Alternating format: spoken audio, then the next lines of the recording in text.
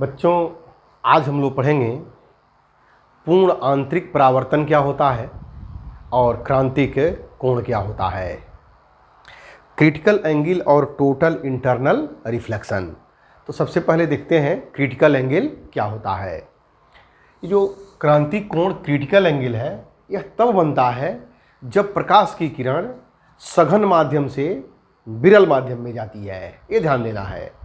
एक critical angle तभी बनेगा या पूर्ण आंतरिक परावर्तन तभी होगा जब प्रकाश की किरण जो होगी, रे होगी, वो क्या होगी, डेंसर से जाएगी किसमें, रेरर मीडियम में, यानी सघन माध्यम से विरल माध्यम में। तो ऐसे हम मान लेते हैं हमारे पास एक डेंसर मीडियम है,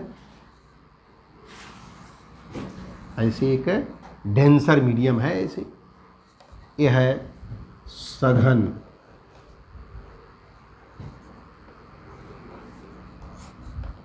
माध्यम, और जो बाउंड्री हमारा है ये नीचे एयर है, इसको मान लेते हैं हम विरल माध्यम। क्रिटिकल एंगल को समझने के लिए क्या होगा, कोई एक रे जो होगी वो कहाँ से आएगी, ये पहले हम नॉर्मल खींच देते हैं। एक नॉर्मल है, ये है नॉर्मल।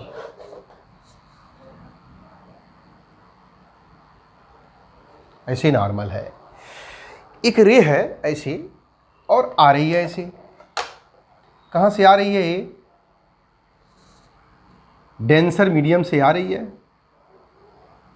और जाना चाहिए सीधे ना, लेकिन सीधे नहीं जाएगी। ये क्या होगी, ऐसे आ रही है तो सीधे नहीं आएगी, अभिलंब से क्या होगी, दूर हटेगी, ऐसे हट जाएगी, इधर चली गई, ऐसे चली गई। ये अपने मार्ग से हो गई विचलित। ये इसको 1 नंबर दे रहे हैं, 1 नंबर, ये हुई 1 नंबर, ये रिफ्रैक्टेड रे है। अब हमने क्या किया, इस एंगल का हम नाम जानते हैं, होता है क्रिटिकल, इसका नाम है आपतन कोण और इसका नाम है अपवर्तन कोण। अब क्या कर रहे हैं हम इसमें, इस आपतन कोण को थोड़ा सा बढ़ा रहे हैं, ऐसे कर दे रहे हैं। आपतन कोण को थोड़ा सा बढ़ाया, कलर चेंज कर दें। आपतन कोण को ज्यों ही बढ़ाएंगे थोड़ा सा ऐसे, तो ये रे जो है क्या होगी, और हटेगी, क्योंकि अभिलंब से क्या होगी, और दूर हटेगी। ये ऐसे आ गई, इधर हो गई, ऐसे हो गई। ए रे नंबर अगर 2 है तो यहाँ भी क्या होगा, 2। अब हमने क्या किया कि ये जो इंसिडेंट रे है, यानी इंसिडेंट एंगल को और थोड़ा सा बढ़ाया और ऐसे कर दिया, बढ़ा करके थोड़ा सा और बढ़ाया। अब जो ये रे है हट करके इस बाउंड्री पे आ गई, इस बाउंड्री पे आ गई। 3 नंबर है, ये भी 3 नंबर है। अब ध्यान दीजिए, पहली वाली जो रे है, पहली वाली जो इंसिडेंट रे है, तो एक कोण क्या कहलाता है, आपतन कोण। एक कहलाएगा कौन सा कोण, अपवर्तन कोण। दूसरी वाली रे है उसके लिए आपतन कोण, ये अपवर्तन कोण। तीसरी वाली रे है, ये आपतन कोण, ये अपवर्तन कोण। तो तीसरी वाली रे के लिए अपवर्तन कोण 90 डिग्री का है। ये तीसरी वाली रे के लिए ये कोण जो है 90 डिग्री का हो गया, ये 90 डिग्री 3 नंबर के लिए। तो क्रांतिक कोण क्या होता है, इसको आप देखिए ऐसे, ये जो कोण है यह इंसिडेंट एंगल है, आपतन कोण है, लेकिन जब ये 90 डिग्री हो जाता है तब इसे आपतन कोण न कह करके कहते हैं क्रांतिक कोण। तो क्रांतिक कोण का डिफिनीशन क्या होगा, समझिए। क्रांतिक कोण हमेशा किस मीडियम में बनेगा, डेंसर मीडियम में, सघन माध्यम में बनेगा, हमेशा सघन माध्यम में बनेगा। कौन सा कोण, क्रांतिक कोण। इस क्रांतिक कोण को लिखते हैं सी से, कैपिटल सी से लिखते हैं ऐसे, सी। स्पेशल कोण है तो ये आपतन कोण ही, लेकिन यहाँ पर क्रांतिक कोण लिखेंगे। क्यों, क्योंकि जब ये क्रांतिक कोण बनता है तो यहाँ पर जो है रिफ्रैक्टेड एंगल कहिए चाहे अपवर्तन कोण जो होता है 90 डिग्री का हो जाता है। ऐसे रे है, ऐसे आई, इधर चली गई, दूसरे नंबर की आई, इधर चली गई, तीसरे नंबर वाली आई, ऐसे हो गई। तो जब 90 डिग्री हो जाता है तब आपतन कोण का नाम जो है क्रांतिक कोण कर दिया जाता है। तो इसको कैसे डिफिनीशन में लिखेंगे, तो ध्यान दीजिए, सघन माध्यम में बना वह आपतन कोण, सघन माध्यम में बना वह आपतन कोण जिसके लिए विरल माध्यम में अपवर्तन कोण समकोण या 90 अंश का होता है, तो सघन माध्यम में बना आपतन कोण क्रांतिक कोण कहलाता है। और इसको किससे लिखते हैं? कैपिटल सी से। तो यहां पर मैं लिख दे रहा हूं, देखिए, सघन माध्यम में बना वह आपतन कोण जिसके लिए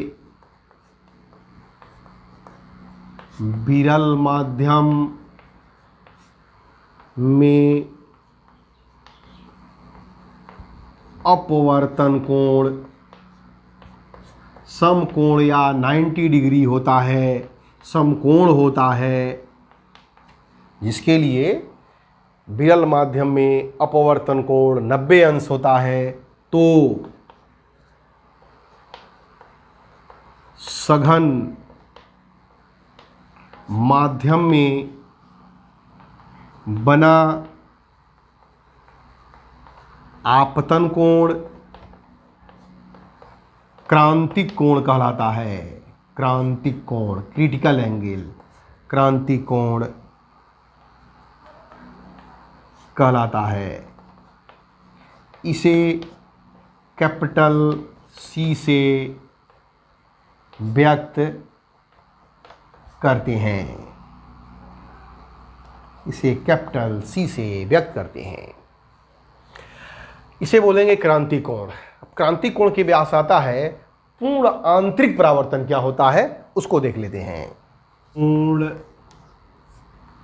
आंतरिक परावर्तन, पूर्ण आंतरिक परावर्तन, total internal reflection, total internal reflection क्या होता है? पूर्ण आंतरिक परावर्तन।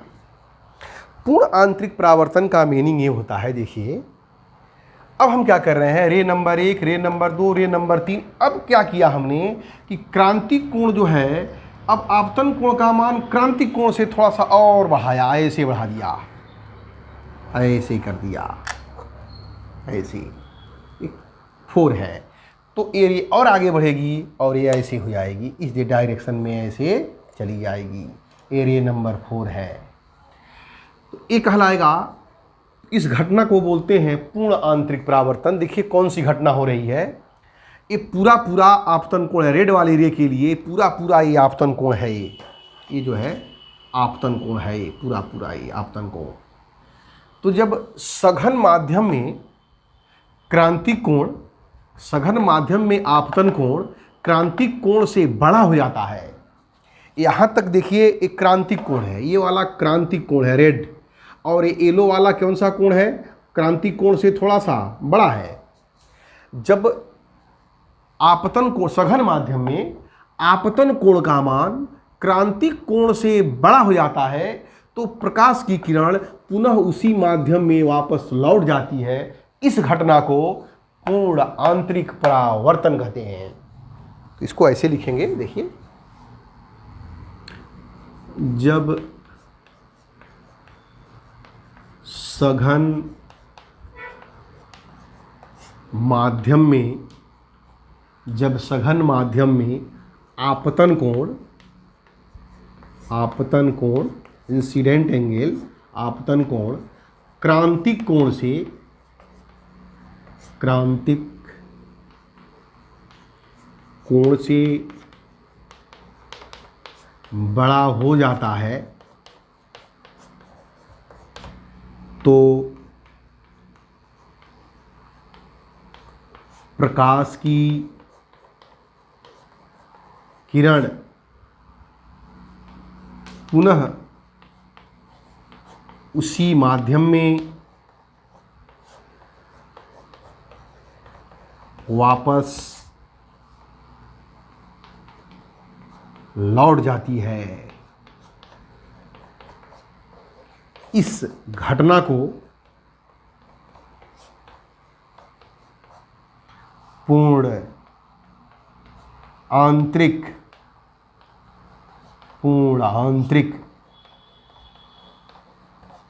परावर्तन कहते हैं।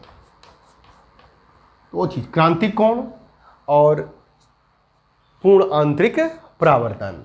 अब देखते हैं कि क्रांतिक कोण C और दोनों मीडियम का जो अपवर्तनांक है रिफ्रैक्टिव इंडेक्स में, दोनों में रिलेशन क्या होता है। क्रांतिक कोण C तथा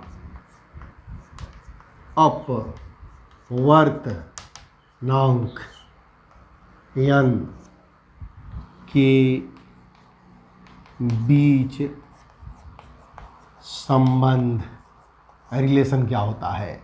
relation between critical angle and refractive index क्या होता है। देखिए, ये हमारा क्रिटिकल एंगल ये है C, I के जगह पर C है, और ये है 90 डिग्री। R के जगह पर R इज इक्वल टू यहाँ है 90 डिग्री, और यहाँ है I is equal to C। तो हम लिखते हैं प्रकाश की किरण कहाँ से कहाँ जा रही है। सघन को मान लेते हैं ग्लास, और विरल को मान लेते हैं एयर। तो किरण कहाँ से जा रही है, ग्लास से एयर में, तो कहेंगे कांच के सापेक्ष वायु का अपवर्तनांक। स्नेल का नियम लगा देंगे। यहां पर लिख दे रहे हैं, माना प्रकाश कांच से वायु में जा रहा है, इसलिए स्नेल के नियम से, स्नेल का नियम क्या कहता है, n is equal to sine i by sine r. Sine i क्या है, पहले माध्यम में बना आपतन कोण आई। तो पहला माध्यम उसे कहते हैं जहां से प्रकाश चलती है। तो प्रकाश कहां से चल रही है, सघन माध्यम से। तो यहां I की जगह पर लिखेंगे C, और R के जगह पर लिखेंगे 90। और प्रकाश की किरण सघन माध्यम से विरल माध्यम में जा रही है, ग्लास से एयर में, तो यहाँ लिखेंगे GNA is equal to GNA का मतलब कांच के सापेक्ष वायु का अपवर्तनांक। साइन I के जगह पर लिखेंगे C, और R के जगह पर लिखेंगे 90। और आपको बताया गया है GNA बराबर होता है 1/ANG। हम कभी भी अपवर्तनांक वायु के सापेक्ष निकालते हैं, तो यहाँ पर GNA बराबर लिख सकते हैं ANG, तो इसको लिख देंगे 1/ANG equal to sign C/1। या इसको ऊपर कर दें, इसको नीचे कर दें, तो इसको भी ऊपर नीचे करना पड़ेगा। तो ANG बराबर 1/sin C, या n बराबर हो जाएगा 1/sin C। वायु के सापेक्ष ग्लास का अपवर्तनांक, वायु के सापेक्ष जल का अपवर्तनांक, वायु के सापेक्ष डायमंड का अपवर्तनांक, वायु के सापेक्ष लिक्विड का अपवर्तनांक, कुछ भी यहाँ लिखा सकता है, वायु के सापेक्ष होना चाहिए। n का मतलब AN, और यहाँ पर क्या होगा, जिसमें प्रकाश की किरण जहाँ से निकल रही थी, तो n बराबर 1/sin C। C क्या है, उस मीडियम का, उन दोनों माध्यमों के बीच का कौन सा कोण है, ये क्रांतिक कोण है। तो n बराबर 1/sin C, ये रिलेशन याद रहना चाहिए। पूर्ण आंतरिक परावर्तन के लिए शर्त।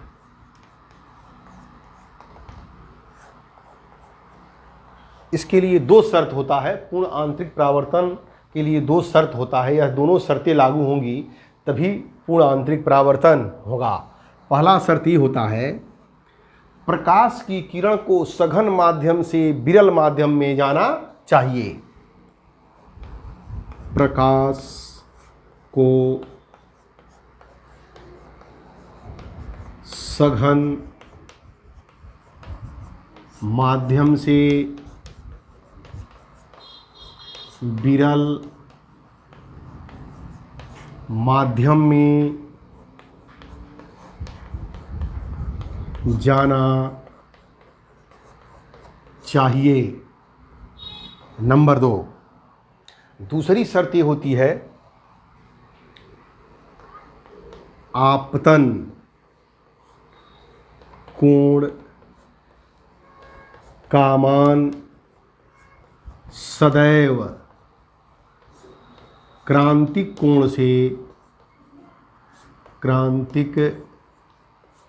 कोण से बड़ा होना चाहिए, बड़ा होना चाहिए। ये 2 कंडीशन जब होगा तभी टोटल इंटरनल रिफ्लेक्शन होगा। अब देखें कि परावर्तन में और पूर्ण आंतरिक परावर्तन में क्या अंतर होता है।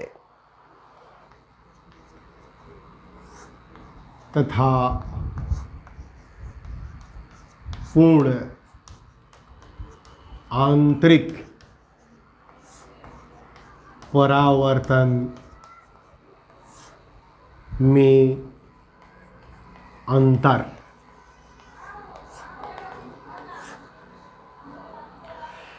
इसमें परावर्तन में और पूर्ण आंतरिक परावर्तन में अंतर क्या होता है समझिए। जब परावर्तन होता है, ऐसे परावर्तन के लिए क्या चाहिए, हमें एक स्मूथ सरफेस चाहिए। ऐसे रे आती है और ये हमारा क्या है, परपेंडिकुलर है और ये इधर चली जाती है। इसका नाम है आपतित किरण और इसका नाम है परावर्तित किरण। ये परावर्तन है। और पूर्ण आंतरिक परावर्तन में क्या होता है, इसे ये हमारा सघन माध्यम है और ये परपेंडिकुलर है। ऐसे ये आएगी और इधर चली जाएगी, दोनों में तो सेम चीज़ वही है। इसमें क्या है, इसमें केवल एक ही मीडियम है। इसमें कितने मीडियम है, 2 मीडियम है। तो यह जो कोण है ये क्रांतिक कोण से क्या है, बड़ा है, आई और चली गई। यह भी इसमें आपतित किरण है, आपतित किरण। और ये क्या है, अपवर्तित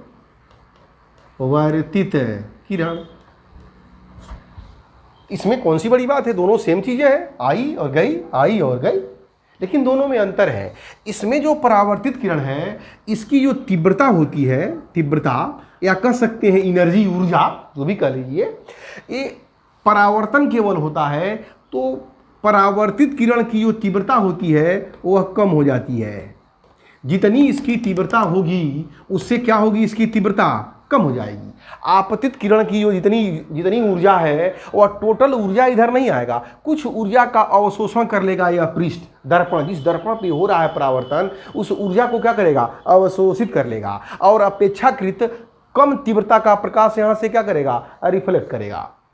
यहाँ क्या होता है, जितनी एनर्जी की प्रकाश यहाँ आती है उतनी ही एनर्जी की प्रकाश इधर क्या होती है, रिटर्न हो जाती है।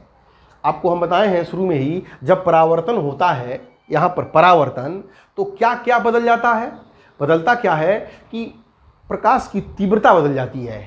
क्या बदलती है, प्रकाश की तीव्रता बदल जाती है। प्रकाश का वेग नहीं बदलता है, प्रकाश की आवृत्ति नहीं बदलती है, प्रकाश का वेग नहीं बदलता है, प्रकाश का तरंगदैर्ध्य नहीं बदलता है, केवल क्या बदलता है, प्रकाश की तीव्रता बदल जाती है। यानी जिस तीव्रता से आएगा, अगर 100 वाट का प्रकाश निकल रहा है तो टकराने के बाद से 100 वाट का प्रकाश नहीं निकलेगा। लेकिन यहाँ पर जितनी तीव्रता की प्रकाश आती है लगभग बिना ऊर्जा का क्षय हुए ही वापस क्या होती है, चली जाती है। तो कह सकते हैं परावर्तन में परावर्तित किरण की ऊर्जा का क्षय हो जाता है, जबकि पूर्ण आंतरिक परावर्तन में परावर्तित किरण में ऊर्जा का क्षय नहीं होता है। तो यहां पर लिख दे रहा हूं मैं, परावर्तन में परावर्तित किरण की तीव्रता को ही ऊर्जा कहते हैं, एनर्जी है, ऊर्जा। तीव्रता में क्षय हो जाता है, क्षय हो जाता है, परंतु पूर्ण आंतरिक परावर्तन में परावर्तित किरण की ऊर्जा में क्षय नहीं होता है।